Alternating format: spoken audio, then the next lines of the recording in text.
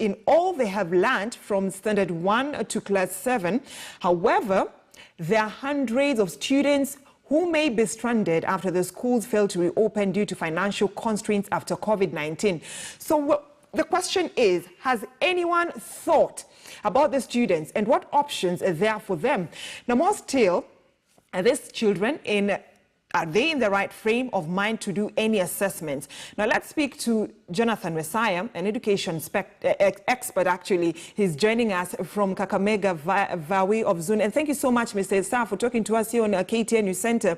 So let's begin first with that decision by the Kenya National Examination Council to actually cancel today's assessment testing that it will be done as from Wednesday.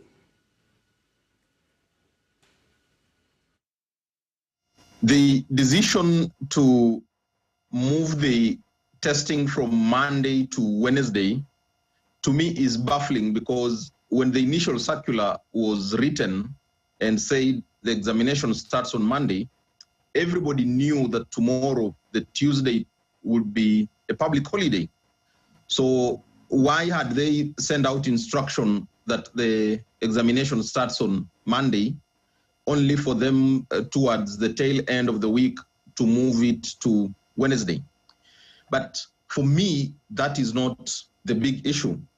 The issue is, why are we hell-bent on examination when our bigger picture as a nation is on education reform, and we are talking about having less concentration, less centeredness, less focus on terminal or end of cycle examination?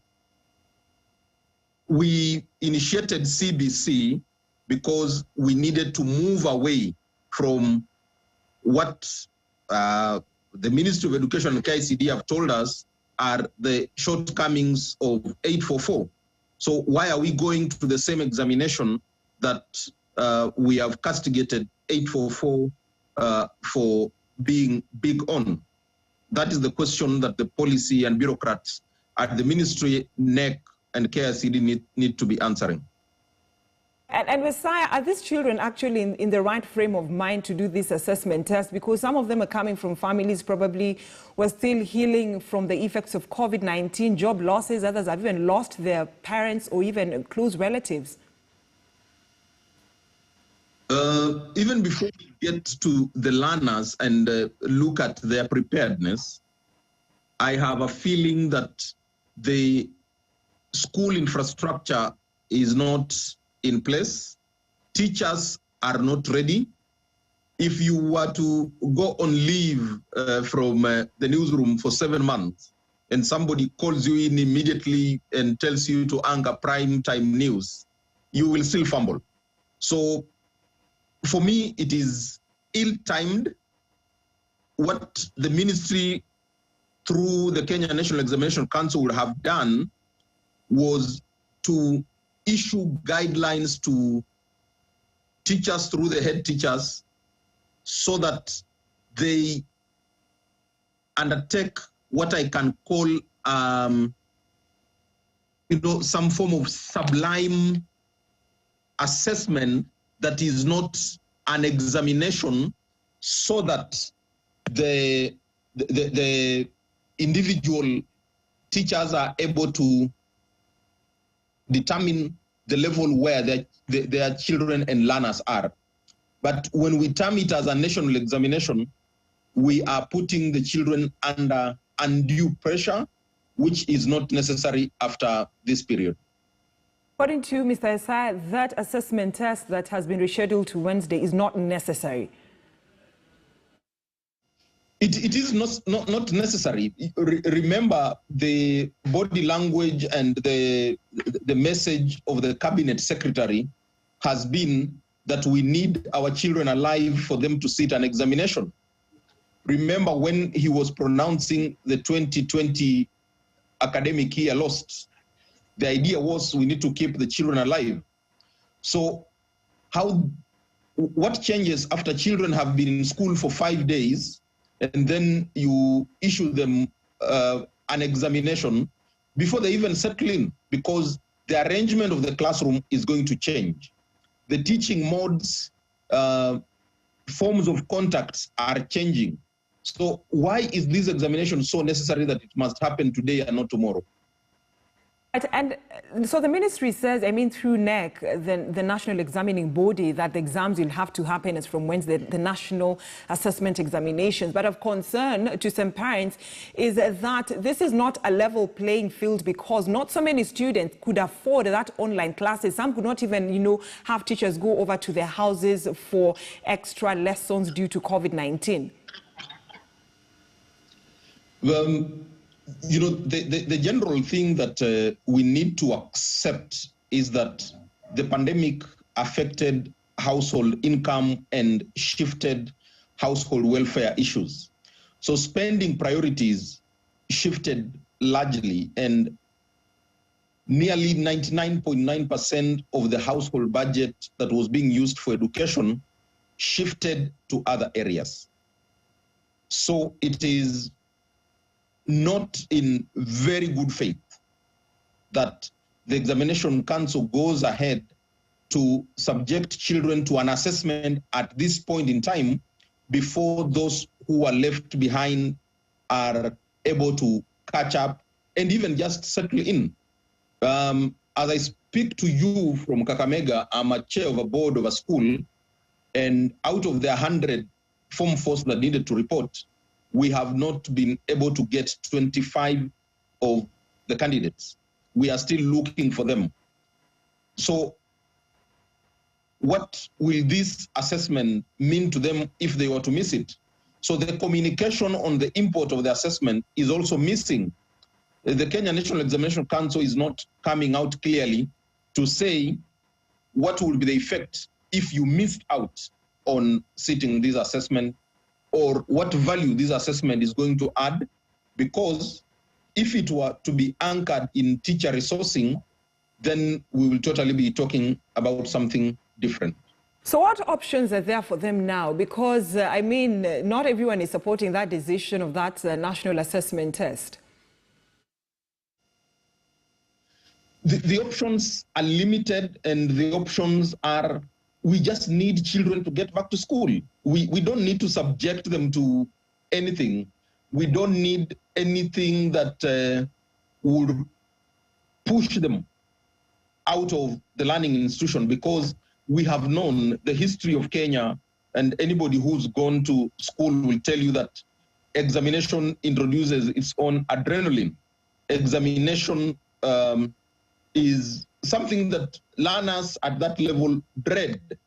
So for me, it is unnecessary at this point in time to purport to be talking about assessing the learners. What we need to be doing, it will be that resource needed to have been redirected to a space where teachers are gaining new skills, teachers are able to get more capacity for guiding and counseling, teachers are getting more support for what I'll call peer circle support, so that teachers are able to deal with the challenges that are going to confront them as they manage the children under this new normal. All right, and so we're saying our discussion this morning is, where are the students or pupils learning from? Because not so many schools have been reopened due to financial constraints and also due to flooding. When you look at Baringo, when you look at Baringo County, Kisumu County, and specifically Nyando constituency, schools have been flooded. And for me, that is an equity issue. In Kenya, we have been since the advent of free primary education in 2003, we've been looking at equality, where capitation is given equal amount across the country. But this pandemic is beginning to push the policymaker to look at equity, so that the child who is more disadvantaged, the child who is more deserving, gets their fair share, so that they are able to rise and get to the level of the others. In urban slums, in the lowlands of the old administrative unit of Nyanza, parts of Busia towards Budalangi, schools are flooded. Some schools are no longer habitable. So when the Kenya National Examination Council insists that the assessment must happen, and they have even gone ahead and said that even KCPE, every learner will have to go and register in the center where they had registered before Corona happened. So why are we digitizing the economy? Why are we moving towards technology when that technology cannot be pragmatically transferable? That a child who used to learn in Nairobi and the parents lost their job and they have retreated to the village gets to sit the examination in the village. An education system is supposed to facilitate the users of the education system. It cannot be 18th century when we are in the 21st century. So for me, I think the leadership and management of the education system needs to shift and just do the honorable thing and make technology work for the learner. It should not be the other way around. And the good old book you're saying something? Said that Sabbath was made for man and not man for Sabbath. So that means you're not even in support when it comes to that decision by the Ministry of Education to merge some schools, because some schools have already been merged due to the infrastructural problem that the schools are facing. The merging needed to have happened before the schools opened. You know, you cannot open schools and then now start telling me that I need to move 2-3 kilometers from where I was to another school. Who is going to bear the cost of that movement? Remember, some of those schools being merged are in urban areas, in the slums. There is a security issue on the movement of children very early and late in the evening. If the merging had happened before schools opened, parents and guardians and the community would have made arrangements on how the movement of the young children is going to be happening during that window. But doing it on the go looks like a great idea, but it only ends at looking as being great, but it's not great at all. All right, so in a minute, as we wind up this conversation, so what should the Ministry of Education focus on right now? Because, I mean, issues to do with assessment test is being opposed, and also that decision by the ministry to try and sort out some infrastructure problems the schools are facing at a later stage. For me, two things. If somebody were to give me 5 minutes with the good old professor, the CS of Education, two things. The communication from the Ministry of Education and all affiliates, what they call the semi-autonomous agencies working under the ministry, needs to be structured. Parents and guardians need to understand the rationale behind particular decisions, not ambushing them and forcing it as if we are in a military camp. The communication in the Ministry of Education is increasingly becoming militaristic. Number two, stakeholders, the parents, the board of management of schools need to be involved well in advance before some of these decisions come down to implementation, because they have a better understanding of the context in which these schools are operating.